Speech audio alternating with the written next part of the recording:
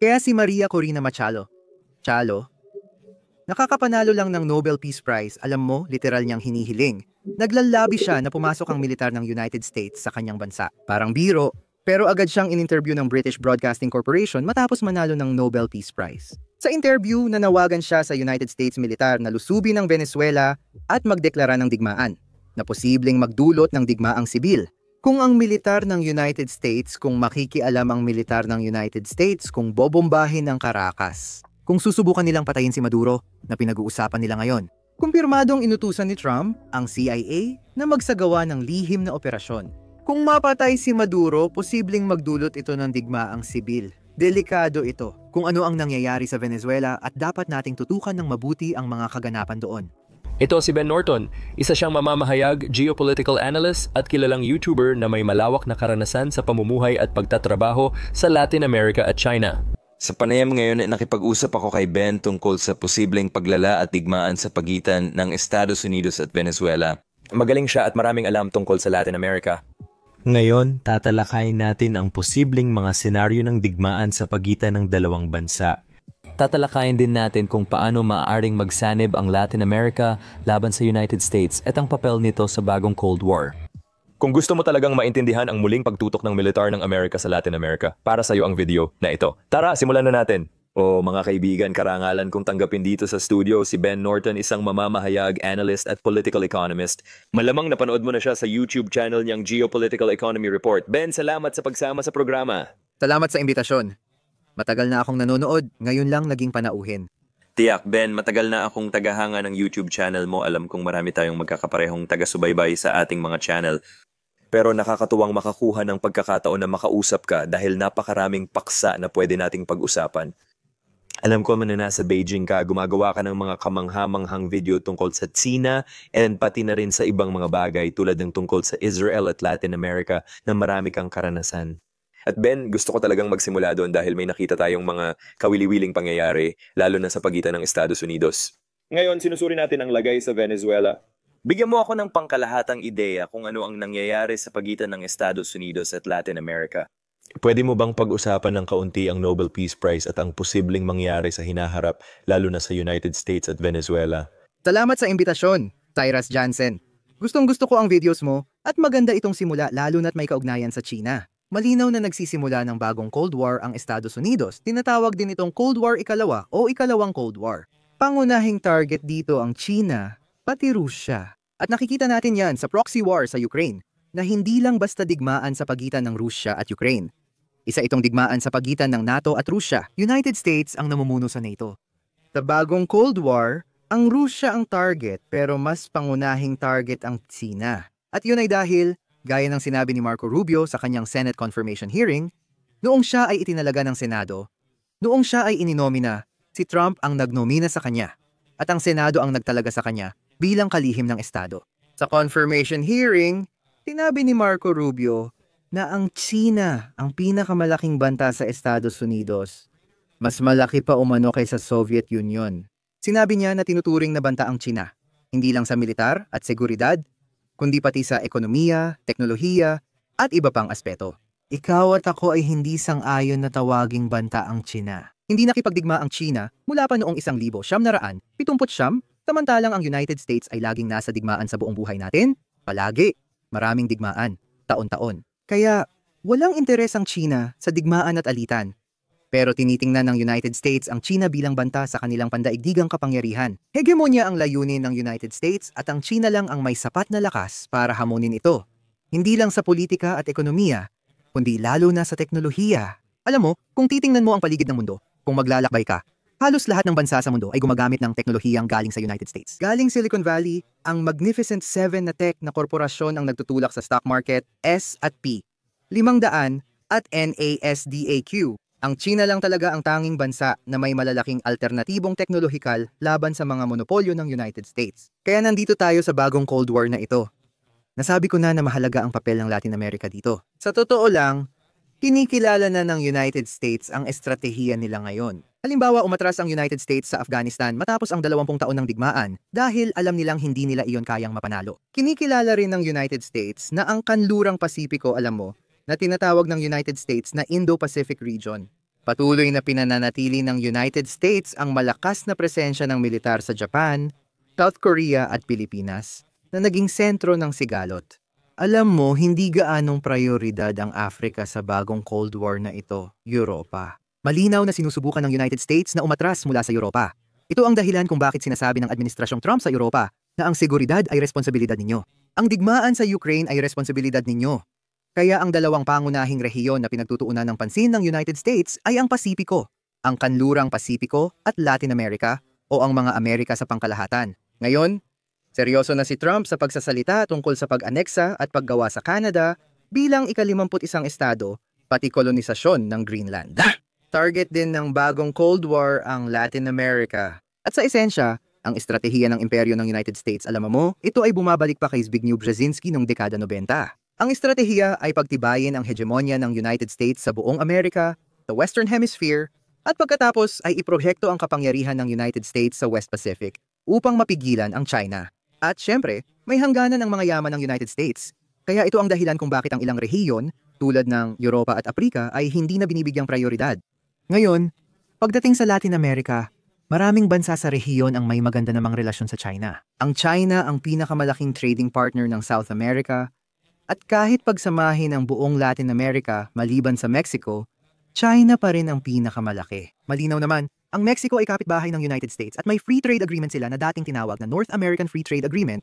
Pinalitan na ang pangalan, pero alam mo na, sa kasunduang ito, higit 80% ng export ng Mexico ay sa United States na pupunta, pati Canada. Malalim talaga ang ugnayan ng mga bansang ito sa ekonomiya. Pero kung pupunta ka sa timog ng Mexico, ang China ang pinakamahalagang trading partner. At kung titingnan mo ang chart ng kalakalan, sa paglipas ng panahon, nagiging mas mahalaga ang China sa ekonomiya ng Latin America. At ang United States ay unti-unting nawawalan ng halaga. Nakikita natin ito ngayon sa mga bansang tulad ng Argentina na may kasalukuyang maka-United States na leader, si Javier Milei, na nangangakong putulin ang lahat ng ugnayan sa China. At pagkatapos, syempre, pumasok siya sa pwesto at napagtanto niya na ang China ang pinakamalaking trading partner ng Argentina. Hindi mo basta-basta puputulin ang ugnayan sa pinakamalaki mong trading partner. Ngayon, ang administrasyon ni Trump ay nagbigay ng 2 tig. 20 bilyong bailout kabuang 40 bilyon bilang liquidity injection sa Argentina. Isa ito sa pamamagitan ng currency swap sa Federal Reserve at Central Bank ng Argentina. Ngayon si Scott Besson ay mula sa hedge fund background.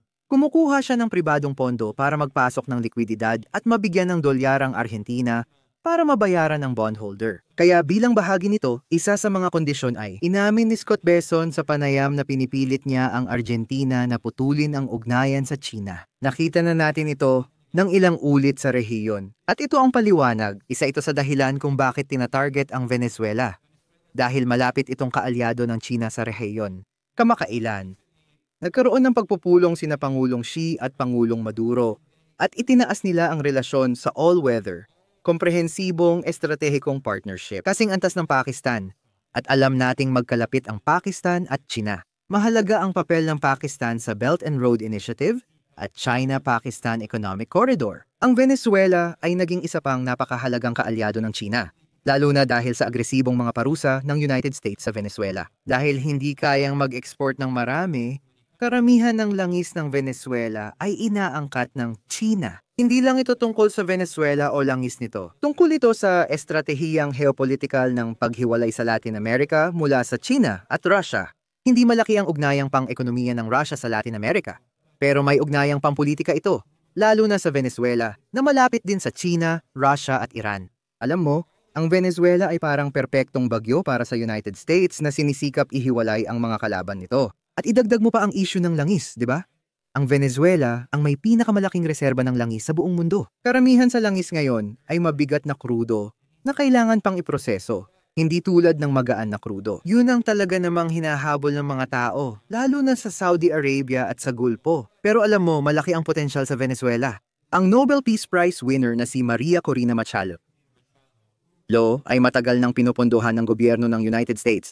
Mula 2,003 tumatanggap na ng pondo mula sa National Endowment for Democracy, isang sangay ng CIA, ang mga organisasyon niya. Inamin ni Alan Weinstein, co-founder ng National Endowment for Democracy sa Washington Post, na pinupondohan ito. Ito ay nilikha noong panahon ng administrasyon ni Reagan upang gawin ang mga ginagawa ng CIA ng palihim.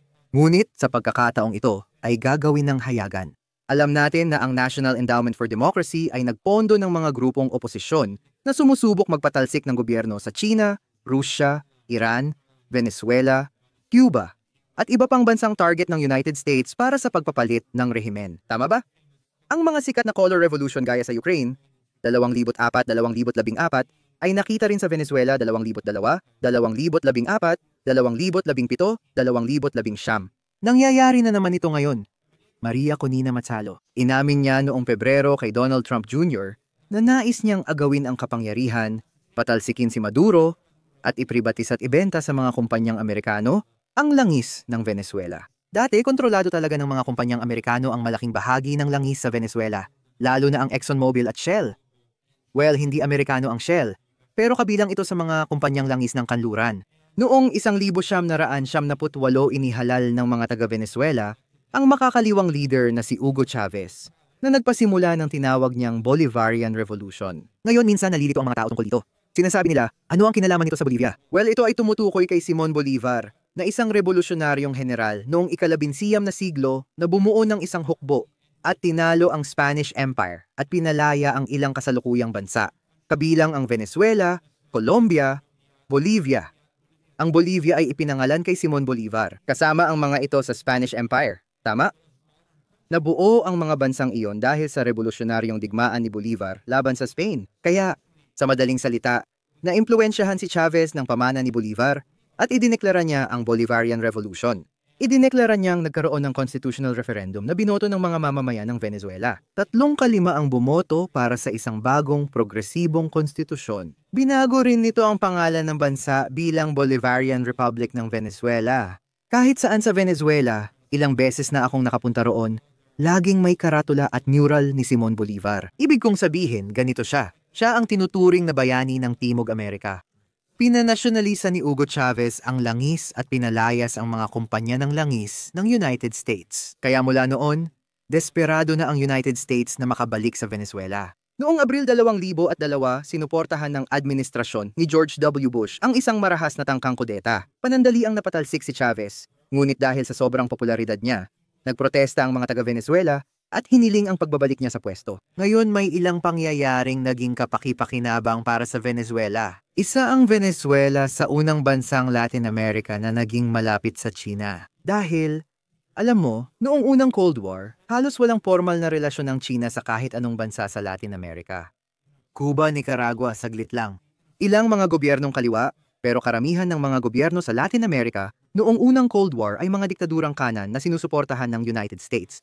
Alam mo, ang Chile ay nagkaroon ng diktadurang Pinochet, nandyan si Varela, ang diktador na kanan sa Argentina, lahat sila ay ganon. Alam mo, ito ay kilala bilang Plan Condor o Operation Condor. Ngayon, parang ginagawa ng United States sa bagong Cold War ang pagpapataw ng hegemonya sa rehiyon. Pagkatapos ng Cold War, nagtayo ang China ng relasyon sa ilang bansa at tumaas ang kalakalan. Ang China, syempre, ay hindi pa rin malaking exporter sa ekonomiya noon. Maliit pa lang ang kanilang ekonomiya. Ang China ay, syempre, mabilis na umunlad. At ngayon, mas naging mahalaga ang relasyon ng Latin America sa China. Kaya kahit ganoon, sa dami ng bansa sa mundo, 12 lang ang ayaw magtataag ng formal na relasyon sa People's Republic. 12 lang ang bansang kumikilala sa Taiwan na ayon sa batas internasyonal, hindi ito itinuturing na bansa. Itinatag ng United Nations at batas internasyonal na kabilang ang Taiwan sa China. Iisa lang ang China at ang Hong Kong, Taiwan at Macau ay bahagi ng China. Sa totoo, 12 bansa ang tumatanggi rito. Kalahati na sa Latin America. Guatemala ang may pinakamaraming tao sa mga bansang ito kahit maliit ito.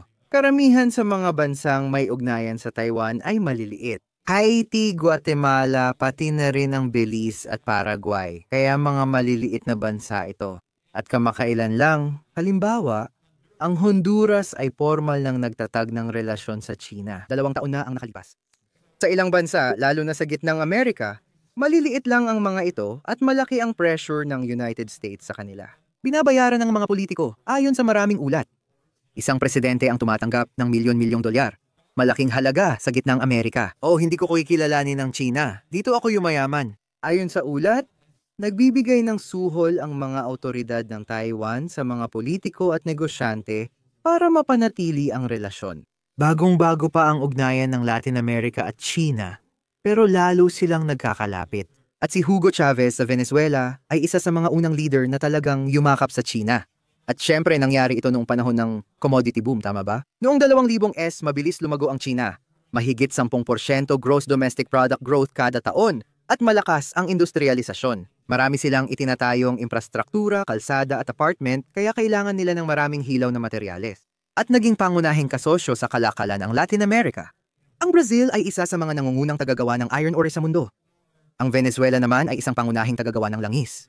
Maraming pangunahing tagagawa ng langis sa Latin America at Caribbean, kabilang ang Venezuela, Colombia, Ecuador, Brazil, Trinidad at Tobago. Ngayon, mas nakikita nating mahalaga ang Caribbean. At kaya ang nakita natin ay, sa panahon ng commodity boom, mabilis ang paglago ng Latin America, kasabay ng China. Pero may ilang bagay na nangyari. Nagkaroon ng pagbagsak ng mga bilihin, lalo na noong 2014, 2016 bumagsak ang presyo ng langis at hindi na talaga ito nakabawi. Noong 2015 nagsimulang maglagay ng matinding pressure at magpatupad ng mabibigat na parusa ang Estados Unidos sa Venezuela. Sa totoo lang, nagsimula ito sa ilalim ni Obama. Alam mo, hindi ito nagsimula kay Trump, pareho silang sang-ayon dito. Noong 2015 naglabas si Obama ng isang katawa-tawang executive order na nagsasabing ang Venezuela ay isang pambihirang banta sa pambansang seguridad ng Estados Unidos na talagang walang katuturan. Pero ang dahilan kung bakit ginawa iyon ni Obama ay dahil sa executive order. Tulad ng nakikita nating ginagawa ni Trump ngayon, ibig kong sabihin, pareho silang sang-ayon dito. Maaari niyang lampasan ng Kongreso at simulan ang pagpapataw ng parusa sa Venezuela. Kaya nagsimula ito noong 2015. Noong 2017 pumasok si Trump sa Miami, Florida para kumuha ng maraming boto. Si Marco Rubio, bilang kalihim ng estado, talaga siyang nagpahirap at humigpit sa Venezuela, parang tali sa leeg. Sa katunayan, isang opisyal sa administrasyon ni Trump ang sumikat sa pagsabi nito. Ipinagyabang niya na ang mga parusa sa Venezuela ay parang death grip ni Darth Vader at talagang sinubukan nilang sakali ng Venezuela sa ekonomiya. At ito ay nagdulot ng matinding krisis sa ekonomiya. Nasa Venezuela ako, nakita ko ang hyperinflation. Kung ikumpara mo, parang maliit lang ang inflation sa Turkey dahil yon sa mga parusa ng United States sa Venezuela. Ito ay isang bansang naging petrostate sa loob ng 100 taon gaya ng Saudi Arabia, Qatar at United Arab Emirates. Ito ang mga bansa na walang sariling industriya, nag-e-export lang ng kalakal at umaasa sa ekonomiya ng iba. May tinatawag na Dutch disease o sumpa ng yaman. Madalas tumaas ang halaga ng kanilang pera dahil sa maraming dayuhang pera mula sa current account surplus. Dahil dito nahihirapan ang industriya maging kompetitibo dahil tumataas ang presyo ng iba pang export. Pagkatapos, nag-aangkat ka ng pagkain dahil mura at malaki ang halaga ng pera mo. Venezuela ay petrostate na noon pa. At dati, may mga elite sa Venezuela at sila ang nakinabang sa langis. Pero ang karamihan ng populasyon ay hindi nakinabang. Nasyonalisa ni Chavez ang langis at ginamit ang kita para magpatayo ng pabahay, pondohan ng edukasyon, kalusugan, at magbigay ng mataas na serbisyong panlipunan. Pero nakadepende ito sa tuloy-tuloy na kita mula sa langis. Kaya tinamaan ang Venezuela ng dalawang malalaking, malalaking bato. Parang mga maso ng pagbagsak ng presyo ng langis. Pagkatapos dumating ang mga parusa ng United States na lalo pang tumindi hanggang 2019, ipinataw ni Trump ang isang buong ekonomikong embargo sa Venezuela, katulad ng embargo sa Cuba. At isa sa pinakamalaking issue sa Venezuela na nakita ko ay ito, dahil hindi lang petrostate ang Venezuela, kundi pati lahat ng infrastruktura nito. Lahat ng teknolohiya nito ay ginawa gamit ang teknolohiya ng United States, ginawa ng mga kumpanyang United States, at karamihan ay gamit ang teknolohiya ng United States. Halimbawa, nasyonalisa ni Chavez ang industriya ng langis. Pero lahat ng aktual na teknolohiyang ginamit para makuha ang langis mula sa lupa at para mapino ito ay gawa ng mga kumpanyang United States ang teknolohiya at ilang kumpanyang Europeo. Pero wala talagang mga kumpanya ang Venezuela na gumagawa ng kagamitan sa pagbabarena at lahat ng malalaking gastusin na kailangan, nasyonalisa nila ang mismong kumpanyang gumagawa ng pagbabarena at pagpipino. May refiner sila sa Texas, United States na Citgo ang pangalan at dati rin silang may mga gasolinahan ng Citgo sa katimugang United States. Pag-aari talaga ng estado ng Venezuela ang kumpanyang yon. Pero nang magsimulang magpataw ng mga parusa ang United States sa Venezuela, hindi na nagawang ayusin at i-upgrade ang kagamitan nito. Kaya lahat ng gastusin sa kapital, lahat ng kagamitan, bigla na lang, sa paglipas ng panahon, kailangan mong patuloy na mag-invest. at mag-invest. Nagsisimula ng masira at wala silang piyesa o kagamitan dahil lahat ay inaangkat mula United States. At saka, gaya ng nabanggit ko, ang Venezuela ay may napakabigat na krudo. Kinailangan nilang mag-angkat ng magaan na krudo at iba pang kemikal para ihalo at mapino ang langis. Madalas kong ipunto sa mga tao na gustong sabihing pumalpak ang Venezuela at sosyalismo na ang mga parusa talaga ang dahilan. Pero gaya ng sinasabi ko, hindi. Tingnan mo kung ano ang nangyari. Tingnan mo ang Saudi Arabia. Matagal nang sinusubukan ng Saudi Arabia na gawing moderno at i-diversify ang ekonomiya mula sa langis. Ngunit kaunti lang ang kanilang tagumpay. Ang United Arab Emirates ganoon din. Paano kung biglang magpatupad ang United States ng mabigat na parusa, harangan sila sa financial system, at kunin ang foreign exchange reserves nila? Noong 2022, ninakaw ng United States at Europa ang 300 bilyong dolyar na ari-arian ng sentral na bangko ng Russia. Isa itong matinding international na pandarambong at nagsimula ng de-dollarization sa bull market na ito. Ang ginto ngayon ay 4,200 dolyar at patuloy pang tumataas araw-araw. Isang malaking dahilan niyan ay dahil sinamsam nila ang mga treasury at euro. Mga asset na denominado sa euro, karamihan ay sovereign bonds na pagmamay-ari ng Rusya. Kaya lahat ng mga central bank na ito ay nagsimulang mag-diversify. Sa totoo lang, dati na nilang ginawa iyon sa Venezuela noong 2019. May hawak pa rin ang Bank of England na 3 bilyong ginto ng Venezuela at tumatangging isauli ito. Paano kung kontrolado ng Saudi Arabia lahat ng reserba ng dagat? Hinarangan sila sa international na sistema ng pananalapi. Hindi sila makakuha ng dolyar, babagsak sila agad. Ibig kong sabihin, napakadaling ipaliwanag nito. Isa itong petrostate na nasa ilalim ng mahigpit na mga parusa. Ang naging interesante nitong mga nakaraang taon ay ang kanilang produksyon ng langis ay talagang medyo nakabawi na. Mababa pa rin, kalahati lang ng dating pinakamataas pero higit 1 milyon na kada araw. Pasensya na, 1 milyong bariles kada araw na patuloy pang tumataas. Malaking dahilan ito. Nakakatuwa na ang mga bagong teknolohiya sa industriya ng langis ng Venezuela ay hindi lang mula China at Rusya, kundi pati rin sa Iran. Kasi alam mo, ang Iran ay isang bansa na matagal nang nasa ilalim ng mga parusa ng United States mula pa noong Rebolusyong Iranian, noong 1979. Kaya napilitan ng Iran bilang malaking tagaluwas ng langis na gumawa ng sariling teknolohiya. Ginagawa na nila ito sa loob ng dekada. Dahil dito, nagpadala ang Iran ng mga teknisyan at teknolohiya sa Venezuela para i-modernize at ayusin ang kanilang oil infrastructure. Kaya makikita natin na ang Venezuela ang sentro ng bagong Cold War, hindi lang kasama ang China. Oo, isa itong bansa na may pamahalaang kaliwa na talagang laban sa imperialismo ng United States dahil halos lahat ng bansa sa Latin America ay sinakop na ng United States. Alam mo, matagal din akong nanirahan sa Nicaragua. Literal na sinakop ng militar ng United States ang Nicaragua mula pa noong 1910 at 10 nagsimula noong 1,000. 912 hanggang 1930 stan. Parang naging kolonya ng United States ito sa loob ng 20 taon. Hanggang ngayon, kolonya pa rin ng United States ang Puerto Rico. Alam mo, nakikita natin, sinakop ng United States ang Panama. Noong 1989, sinakop din ng United States ang Grenada. Noong 1983.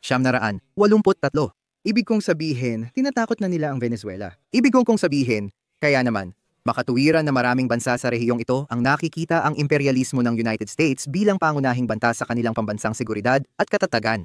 Mahigit 60 taon nang pinapatawan ng parusa ang Cuba. Kaya ang Venezuela ay parang malaking premyo mula sa pananaw ng mga imperialistang strategists sa Washington. Talagang gusto nila ito. Gusto nila itong pabagsakin dahil sa malayang patakarang panlabas, suporta sa China, Rusya, Palestina at mga reserba ng langis. Nabanggit ko na ito. Inamin ni Maria Corina Machado sa panayam kay Donald Trump Jr. na gusto niyang ipribatisa at ibenta lahat sa mga kumpanyang Amerikano. Alam mo, kaya niya nakuha ang Nobel Peace Prize, kagaya ni Obama, na nakatanggap din nito. Pagkatapos, binomba niya ang 7 bansa. Yemen, Afghanistan, Syria, Iraq, Libya, at Pakistan. Iyan ay Nobel Peace Prize winner. Nanalo rin si Henry Kissinger ng Nobel Peace Prize kahit milyon-milyon ang namatay sa Vietnam, Cambodia, Laos at Bangladesh. Siya ang isa sa mga naging arkitekto ng kilalang CIA coup sa Chile noong 1973. Kaya, ang ibig kong sabihin, sobrang mapagkunwari talaga ang Nobel Peace Prize. Kung titignan mo ang patakarang panlabas ng United States sa Latin America, ito'y mahabang kasaysayan ng panghihimasok at walang respeto sa soberanya. Oh, Ben, ang galing ng sagot mo. Gustong-gusto ko rin yung leksyon sa kasaysayan na yon. At gusto kitang pasalamatan sa pagbabahagi mo, alam mo, para sa mga nanonood dito, ng mga kamanghamanghang pananaw tungkol sa kung paano gumagana ang mas malaking kwento ng geopolitics. Sang-ayon ako sa iyo tungkol sa Nobel Peace Prize na parang mas may halong politika ito. Sa tingin ko, Ben, interesting kasi marami tayong tinitingnan tungkol sa United States. Unti-unting lumalapit ang mga barko ng Navy sa Venezuela. Gusto kong pag-usapan ito ng mas detalyado. Ibig mo bang sabihin may posibilidad bang maging mainit na issue ito na magdulot ng sigalot sa pagitan ng Estados Unidos at Venezuela? Paano mo tinitingnan ang sitwasyong yan? Sa tingin mo ba ay posibleng ito na ang susunod na digmaan ng Amerika? Posible ba? Well, May sigalot na? Ang tanong ay lalala pa ba ito? Sa madaling sabi, may mababang antas ng digmaan. Opisyal lang sinabi ni Trump na siya ay nasa digmaan, pero hindi niya sinabi na ito ay laban sa Venezuela. Sa halip, sinabi niyang siya ay nakikipagdigmaan laban sa mga drug trafficker. Nakakatawa yon, kasi kung may alam ka tungkol sa Latin America, alam mong halos walang droga na ginagawa ang Venezuela. Ang kapitbahay na Colombia ang nangungunang tagagawa ng cocaine sa mundo. Ibig kong sabihin, biro lang talaga yon. Nakakatuwa talaga. Sa totoo lang, at pagdating din sa drug trafficking, alam natin na matagal nang may kasaysayan ang CIA at Drug Enforcement Administration ng pagkakasangkot sa drug trafficking sa Latin America. Hindi ito parang baliw na conspiracy dahil naiulat na ng mga mainstream at respetadong mamamahayag. Sikat na Amerikanong mamamahayag si Gary Webb na nagbunyag nito noong dekada 80 sa panahon ng Contra War. Saan? Ikaw? Ang madugong digmaan sa gitnang Amerika, kung saan sinuportahan ng CIA ang mga death squad gaya ng Contra sa Nicaragua at iba pang grupo sa Honduras, El Salvador at Guatemala, pati na rin kalaunan. At nagkaroon ng genocide laban sa mga katutubong komunidad sa Guatemala na sinuportahan at isinagawa ng isang diktadurang suportado ng United States. Pero kahit papaano, noong mga digmaang iyon, ginagamit ng CIA ang kita mula sa pagpupuslit ng cocaine at ginagamit ang perang iyon para punduhan ang digmaan sa gitnang Amerika. Pagkatapos, anong nangyari sa cocaine? Ibinenta nila ang cocaine sa mahihirap na komunidad sa United States, lalo na sa Los Angeles, na nagpasimula ng crack cocaine epidemic at naging sanhi ng mga congressional hearing at iskandalo noong 1980 at 80 inilantad ito ni Gary Webb sa kanyang aklat na Dark Alliance. Kaya sa Latin America, parang biro kapag naririnig ang United States magsalita tungkol dyan. Ayon sa United Nations, ang Colombia ang pangunahing responsable sa produksyon ng cocaine. At alam natin na maraming politiko sa Colombia ang malalim ang pagkakasangkot sa pagpupuslit ng cocaine sa pagpupuslit ng cocaine. At mahuhulaan mo ba kung ano ang relasyon nila sa United States? Lahat sila ay kaalyado ng United States. Si Alvaro Uribe, dating Pangulo ng Colombia, ay isang napakamakapangyarihang oligarko at politiko sa bansa. Malapit siyang kaalyado ng United States at ni George Bush, at isa sa namuno sa war on drugs. Ibig kong sabihin, ganitong mga biro, di ba? Ganon din sa Mexico. Si Felipe Calderon, ang presidente ng Mexico na isa ring malapit na kaalyado ni Bush, siya yon. Ang hepe ng seguridad niya sa Mexico, si Garcia Luna, ay isang drug trafficker. Malaking eskandalo ito. Malaking eskandalo ito sa Mexico at siya ang namuno sa war on drugs doon. Kaya sa kaso ng Colombia, balik tayo sa kapitbahay ng Venezuela sa kaso ng Colombia. Ayon sa United Nations, karamihan ng cocaine ay ginagawa doon at kahit papaano, may ilan pa ring dumadaan sa Venezuela. Kung gusto mong pigilan ang kalakalan ng droga, dapat puntahan mo ang pinagmumulan nito, hindi lang ang mga bansang dinadaanan. Saan ba talaga napupunta ang mga drogang ito? Papunta ang mga ito sa United States at Europa. Harapin mo ang totoong problema sa demand, hindi lang sa supply. Basta may tuloy-tuloy na demand sa droga, laging may magpo-produce at magsusupply nito. Sa totoo lang, pagdating sa United States, malinaw na may malalaking issue ang United States tungkol sa droga. Pero hindi talaga kokaina, kundi fentanyl, mga synthetic na opioid. Ang problemang ito ay umiiral dahil sa mga pharmaceutical company, lalo na ang Purdue Pharma. Alam na natin na may dos-dosenang class action lawsuits at maraming kaso mula sa mga pamahalaan ng Estado at Attorney General. Inaakusahan ng pamilya Sackler na nagmamay-ari at nagpapatakbo ng Purdue Pharma na nagbabayad sa mga doktor para magreseta ng labis na OxyContin na ginawa ng Purdue Pharma, na siyang naging dahilan kung bakit nalulong ang lahat ng mga taong ito. At pagkatapos, kapag hindi na sila makakuha ng OxyContin mula sa kanilang insurance o sa reseta ng doktor, magsisimula na lang silang gumamit ng heroin dahil ang mga synthetic opioid ay halos kapareho ng chemical ng heroin. At saan galing ang heroin na yon? Karamihan nito ay galing sa Afghanistan. At ang Taliban, sa kabila ng napakaraming valid na batiko sa kanila. Hindi ako tagahanga ng Taliban. Nang sila na ang namuno matapos umalis ang United States military, bumagsak ang heroin production sa Afghanistan. Kaya ngayon may isang bagong libro tungkol dito na maganda, na tinatawag na The Fort Bragg Cartel ni Seth Harp, veteranong militar ng United States na nagsasalita ukol sa pagkakasangkot ng United States military sa drug trafficking, kabilang ang heroin sa Afghanistan. Sige, balik tayo sa Venezuela. Isa itong malaking biro. Walang kinalaman ng Venezuela sa drug trade. Ito ang ginagamit na dahilan para bigyang katwiran ang pag-atake sa Venezuela. Napag-usapan ko na kung bakit tinatarget ng United States ang Venezuela, pero sa kaso nila, walang basehan ng mga bintang. Ang inaangkin ng Administrasyong Trump, simula pa noong unang termino ni Trump, noong unang Justice Department niya, ay ipinahayag nila na nagsampa sila ng kaso sa mga korte ng United States laban sa presidente ng Venezuela, na para bang may jurisdiction ang mga korte ng United States sa Venezuela. Nakakabaliw ito. Wala akong alam na bansa na sinasabing may jurisdiksyon ang lokal na korte nila sa mga dayuhang leader sa ibang bansa. Nakita rin natin ang nangyari sa United States at China, kung saan kinasuhan ng United States ang mga kumpanyang Chino gaya ng Huawei. Ibig kong sabihin, nakita natin parang ang pagdukot sa madaling salita sa Chief Financial Officer ng Huawei sa Canada. Ayon sa paratang na nilalabag ng Huawei ang parusa ng United States sa Iran, ang Huawei ay kumpanyang Chino. Hindi nila kailangang sumunod sa mga parusa ng United States sa kaso ng Venezuela. Noong unang administrasyon ni Trump, sinabi nila na ang presidente ng Venezuela, si Maduro, ay pinuno ng isang drug cartel na tinatawag na Sun Cartel, El Carta de los Soles. Ngayon, hindi ito umiiral. Maraming international na eksperto sa droga, mga international na eksperto ang nagsiyasat, nagsagawa sila ng pananaliksik. Walang ganoong bagay na tinatawag na Carta de los Soles. Literal na nilikha ito ng United States para gumawa ng legal na naratibo na si Maduro ay hindi lehitimong presidente, kundi siya ang pinuno ng isang drug cartel para ma-justify ang pag-intervene, para pabagsakin siya. Katulad ng 1,989 na pananakop sa Panama, kung saan sinalakay ng United States at pinabagsak, tapos ikinulong ang leader ng Panama, si Manuel Origa, na matagal ng asset ng CIA by the way, at sangkot siya sa drug trafficking para sa CIA. May pagkakatulad ang sitwasyon sa Venezuela, pero si Maduro ito. Wala namang ebidensya na sangkot siya sa drug trafficking. Tiningnan na ito ng mga international na eksperto sa droga, pati na rin ng United Nations. Isang palabas ito para bigyang katwiran ang interbensyong militar. Totoong umiiral ang Tren de Aragua. Ang Tren de Aragua ay isang totoong drug cartel na talagang kakilakilabot. Nagsagawa sila ng maraming krimen sa Venezuela at nakakatuwa, mahigpit nilabanan ng mga autoridad ang mga kartel tulad ng Tren de Aragua. Ang estratehiya ay lumikha ng pekeng ugnayang ito. Kahit sinasabing konektado si Saddam Hussein sa Al-Qaeda, sa katotohanan siya mismo ang lumalaban at pumipigil dito. Hindi gusto ng Al-Qaeda si Saddam Hussein dahil medyo secular siyang leader. Ibig kong sabihin, Sunni siya at ang Iraq ay isang bansang karamihan ay Shia, pero isa siyang medyo secular na leader na lumaban at nagpahinto sa Al-Qaeda. Pagkatapos ng 11 ng Setyembre, tinangkang iugnay ng United States ang mga ito at nagsagawa ng mga survey doon.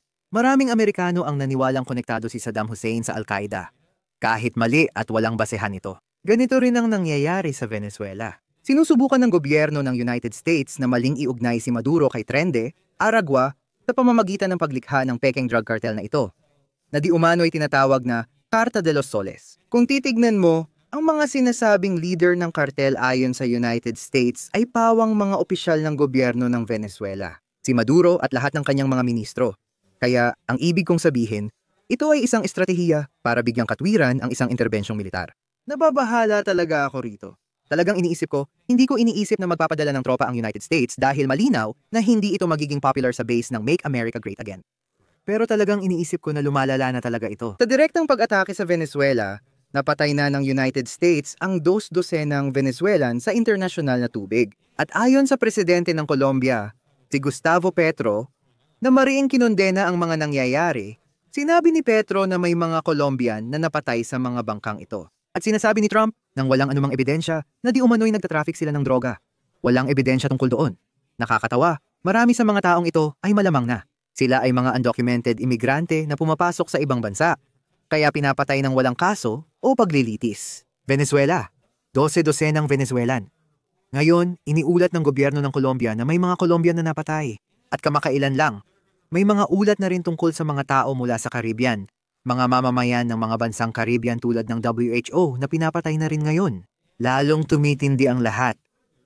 Paalala rin, si Marco Rubio ang nasa likod nito. Alam mo, si Trump? Alam mo, hindi niya gusto si Maduro at gusto niyang makuha ang langis at lahat ng ito. Noong 2023, sa rally sinabi ni Trump, napakalapit na nating makuha ang Venezuela. Yan ang eksaktong sinabi niya. Sana nakuha natin lahat ng langis. Yan ang sinabi niya sa rally, may video clip niyan. Sa totoo, hindi ko iniisip na si Trump ang utak ng mga nangyayari. Sigurado ako rito. Si Marco Rubio, sa buong karera niya, ay nahumaling sa pagpapatalsik sa Cuba, gobyernong Sandinista ng Nicaragua, at pagkatapos ay Venezuela, na parang icing sa ibabaw ng lahat. Malapit si Rubio sa mga puwersang sobrang kanan na nananawagan ng interbensyong militar ng United States. Kaya si Maria Corina Machado, nakakapanalo lang ng Nobel Peace Prize, ay literal na nananawagan at naglo-lobby para salakayin ng militar ng United States ang kanyang bansa. Parang biro. Pero agad siyang in-interview ng British Broadcasting Corporation matapos manalo ng Nobel Peace Prize. At sa interview, nanawagan siya na salakayin ng militar ng United States ang Venezuela, nananawagan ng digmaan. At alam mo, maraming iba't ibang grupo sa oposisyon sa Venezuela. May mga mas moderatong puwersa ng kanan. Halimbawa, si Enrique Capriles, dating kandidato sa pagkapangulo na tumakbo laban kina Chavez at Maduro, ay isang konserbatibong lider ng kanan. Kinritiko niya si Maria Corina Machado dahil sa pagiging sobrang radikal. Tinawag pa niya siyang ekstremista at sinabing gusto nito ng digmaan, kagaya ng nangyari sa Libya sa ating bansa. Itinuro nila na maaaring magdulot ito ng digmaang sibil kung makikialam ang militar ng United States kung bobombahin ang Caracas. Kung susubukan nilang patayin si Maduro, kinumpirma ni Trump na pinayagan niyang magsagawa ng lihim na operasyon ng CIA. Kung mapapatay nila si Maduro, maaari talagang magdulot ito ng digmaang sibil tulad ng sa Iraq, tulad ng sa Libya. Alam mo, Libya. Simula 2011 binomba ng NATO ang Libya. Walang tropa sa lupa pero pinatay nila si Gaddafi at sinira ang sentral na pamahalaan. Pagkalipas ng 14 na taon, wala pa ring sentral na pamahalaan sa Libya. Ang Libya noon ang may pinakamataas na antas ng pamumuhay sa Hilaga at buong Afrika. At sagana rin ito sa langis. Isa na itong bigong estado at tuloy ang digmaang sibil. Kaya sa tingin ko, napakadelikado talaga ng nangyayari sa Venezuela at dapat nating tutukan ng mabuti ang mga kaganapan doon.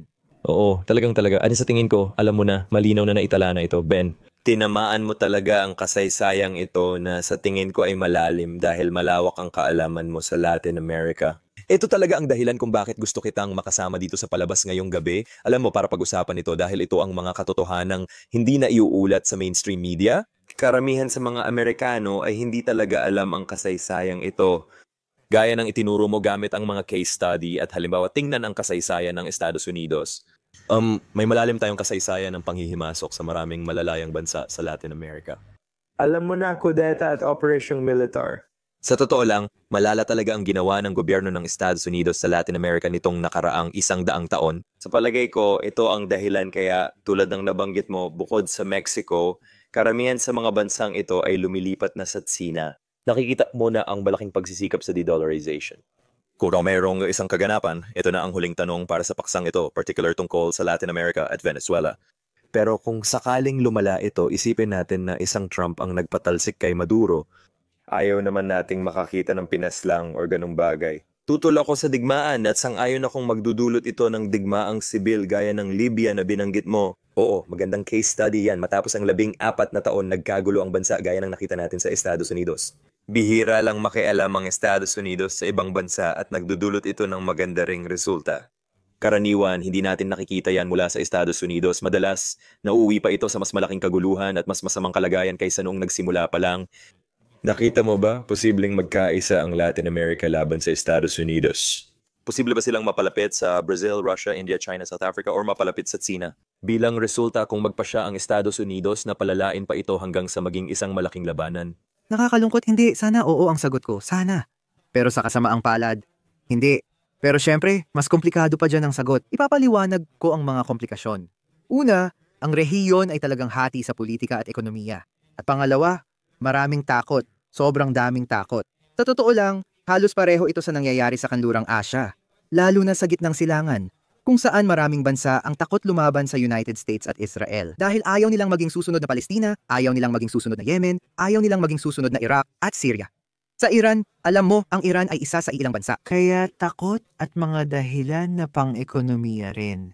Ayaw nilang mawalan ng negosyo o masanksyon ng United States. Sa kaso ng Latin America, ibig kong sabihin, literal na bawat bansa sa Latin America maliban sa French Guiana na isang teritoryo ng Pransya sa ibang bansa, parang lumang kolonya ng Pransya sa South America, hindi kasama ang French Guiana. Ang militar ng United States ay nakialam na sa bawat bansa sa rehiyon at maraming bansa ang inulit-ulit pa. Nabanggit ko na sinalakay ng United States ang ilang bansa gaya ng Grenada sa ating buhay. Well, hindi pa ako buhay noong ginawa nila ang kahit anong sa Grenada. Pero Grenada, Panama, at ngayon ay isinasagawa nila ang mga pag-atake at nagsasalita pa. Pinag-uusapan niyo pa nga ang drone strike sa Mexico. Ibig kong sabihin, kaya posible talaga ito, alam mo, Panama. At sabi ni Trump, kukunin na natin ang Panama Canal. Sinubukan ng BlackRock bilhin ang mga pantalan sa magkabilang dulo ng Panama Canal na pinapatakbo ng Hong Kong na kumpanya. Mali si Trump na sinabing China ang nagpapatakbo ng Panama Canal. Hindi ito totoo.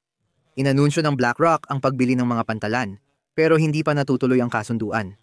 Seryoso talaga ang United States dito. Nakakatakot ito para sa maraming bansa sa rehiyon. Kaya una, natatakot ang mga bansa sa interbensyong militar. Pangalawa, natatakot ang mga bansa sa mga parusa. At nakita natin kung paano winawasak ng mga parusa ang mga ekonomiya. Sa kabila ng pagiging pinakamalaking trading partner ang China, marami pa ring kalakalan ang mga bansang ito sa United States. China ang top trading partner ng Timog Amerika at United States ang pangalawa. Tama, ayaw talaga nila ng parusa. Ito ang bagay tungkol sa Cuba na hindi naiintindihan ng maraming tao. Ang Cuba ay isang maliit na bansang isla. Ibig kong sabihin, at sila ay may napaka. Wala silang gaanong pagmamanupaktura. Umaasa sila ng malaki sa pag-export ng mga kalakal tulad ng asukal. Ang parusa at blockade sa Cuba ay naging masakit dahil United States ang kanilang pangunahing trading partner. Paano sila magnenegosyo sa ibang bansa kung may sekundaryang parusa?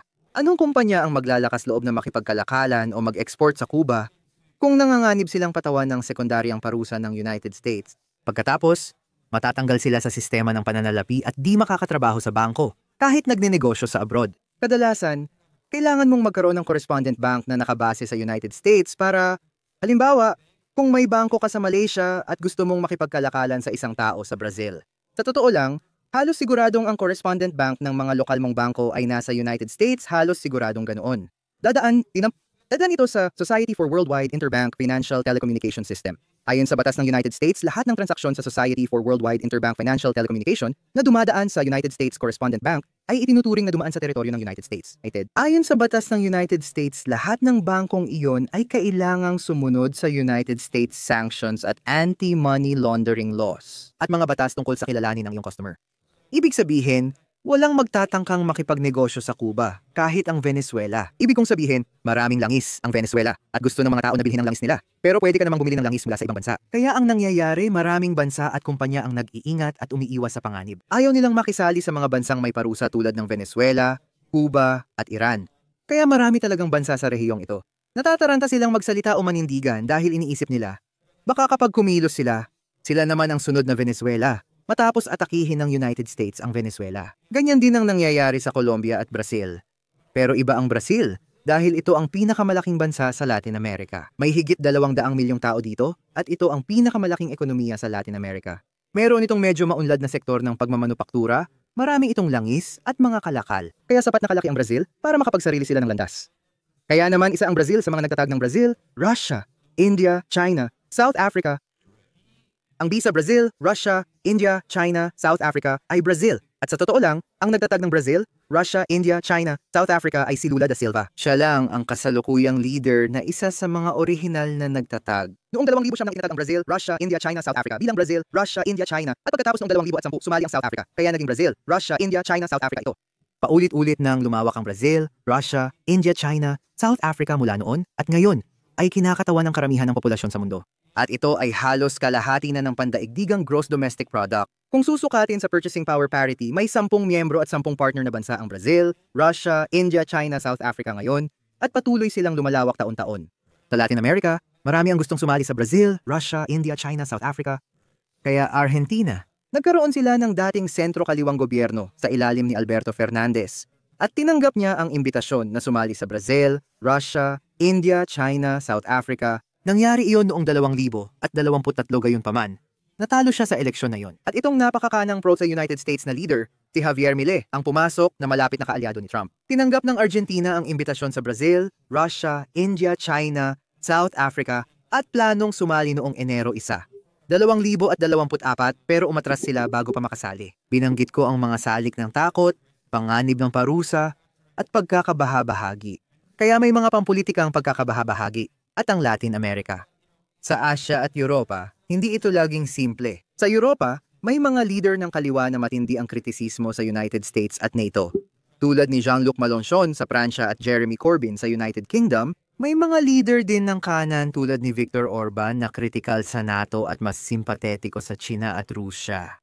Mas komplikado ang politika sa Asia, pero simple lang sa Latin America. Critical sa United States ang mga leader ng kaliwa at nais nila ng mas mabuting relasyon sa China, Rusya at Brazil. Russia, India, China, South Africa. Halos lahat ng leader ng kanan ay maka-United States. Alam mo na, silang lahat. Karaniwan silang kumakatawan sa mga importer, mga sektor, o mga grupo ng kalakal na nag-e-export sa merkado ng United States. Doon kasi nila dati ginagawa lahat ng kalakalan sa United States pero nagbabago na ngayon. Sa Chile, nagkaroon ng right-wing president na si Sebastian Piñera, isang bilyonaryo na may maraming negosyo sa China. Kadalasan, maka-United States talaga ang right-wing na leader. Sina Javier Milei sa Colombia, Maria Quinimachalo sa Venezuela, at Jair Bolsonaro sa Brazil ay puro maka-United States at kontra China. At sa katunayan, naging isyung pampolitika na ang China sa mga eleksyon sa Latin America. Parang sa United States, alam mo yon, sa paraan na, alam mo na. Ginagawang panakot ng mga politikong Amerikano ang China sa lahat ng bagay, kahit wala namang kinalaman ng China sa mga problemang ito. Nangyayari na rin ito sa Latin America. Sa Brazil, ginamit ni Jair Bolsonaro ang China bilang panakot sa mga problema. Nabanggit ko na si Javier Milei sa eleksyon sa Argentina. Sinabi niyang puputulin ang relasyon sa komunistang China. Napakasama ng komunistang China. Nang maupo siya sa pwesto, napansin niyang ito ang pinakamalaking trading partner, kaya kailangan maging mas mahalaga. Ang punto ay ang mga leader ng kaliwa ay kadalasang pro-Brazil, Russia, India, China, South Africa pro-China, at gusto nilang sumali sa Brazil, Russia, India, China, South Africa, pero may mga pagkakabahabahagi rin. Kaya ang huling sasabihin ko dito ay matagal nang itinutulak ng Venezuela na sumali sa Brazil, Russia, India, China, South Africa sa loob ng maraming taon. At opisyal nang nag-apply ang Venezuela para sumali sa Brazil, Russia, India, China, South Africa. At sa 2024, Brazil, Russia, India, China, South Africa summit na ginanap sa Kazan. Russia, lahat ng miyembro ng Brazil, Russia, India, China, South Africa, maliban sa isa ay pumayag na tanggapin ng Venezuela sa Brazil, Russia, India, China, South Africa. Ito talaga ang Brazil. Nag-boycott sa pagpasok ng Venezuela. Ipinapakita nitong may internal na pagkakabahagi sa Latin American na kaliwa na nagpapahirap sa pagkakaisa. Ibig sabihin, kapag tinakot ng United States ang bansa gaya ng Venezuela, mas mahirap magkaroon ng pagkakaisang ipagtanggol sila. Kaya ito pa ang isa pang dahilan kung bakit sa tingin ko, alam mo, ito rin ang nangyayari sa Africa sa napakatagal na panahon. Maraming leader sa Africa ang nagsasabing kailangan natin ng pagkakaisa at Pan-Africanism, pero napakahirap gawin ito. Meron kang lahat ng mga pagkakahiwalay na ito. At pagkatapos, ano ang nangyayari? Ang kakulangan ng pagkakaisa ay nagpapadali sa mga dayuhang kapangyarihan na maghati at maghari, at mahirap ipaglaban ang soberanya. Oo, tama, sabi ni Ben. Salamat sa napakagandang pananaw mo tungkol sa Latin America. And muli, mahalaga ang aral ng kasaysayan at ang konteksto at detalye na dapat nating maintindihan. Patuloy naming susubaybayan ang sitwasyong ito dahil sang-ayon ako sa iyo. Pareho rin ang nararamdaman ko, posibleng dahilan ito ng tensyon at lumalala pa ang sitwasyon. Alam mo, kapag may United States military ships na lumalapit sa bansa mo, gusto ko rin ang punto mo tungkol sa Nobel Peace Prize. Sa tingin ko, mas may political na anggulo ito kaysa sa akala ng karamihan. Sa ganong paraan, alam mo yon, pagkapagsimula pa lang magsalita ng babae na nanalo nito, alam mo yon, parang ang una niyang sinabi ay, alam mo yon, gusto talaga naming makita na ang Estados Unidos ay magsimula ng digmaan, alam mo yon, sa sarili kong bansa. Pero dapat mo ring isaalang-alang ang mga implication. Siguradong mangyayari iyon dahil magiging pabor iyon sa kanya na, alam mo, simulan ng ibenta ang langis na ito sa Estados Unidos. And sa tingin ko, makikinabang siya doon. Alam ko na galing siya sa isang napakayamang pamilya sa Venezuela at siguradong may financial na insentibo siya para gawin yon. Sana nagustuhan ninyo ang panayam kay Ben Norton. Alam ninyo, pabago-bago ang situation sa Latin America araw-araw. Lalo pang mahalagang manatiling updated sa mainit na usaping geopolitical na ito. Dahil hindi lang nito kayang pabagsakin ng Venezuela, kundi maaari ring idulot ang malaking tunggalian sa Estados Unidos na may malawak na epekto sa pandaigdigang ekonomiya. Kung halaga sa iyo ang pananaw ni Ben, mag-subscribe ka dahil babalik siya para talakayin ang kinabukasan ng Amerika at pag-anggating tisina. Maraming salamat sa inyong lahat sa suporta at inaabangan ko ang muli nating pagkikita sa susunod nating episode.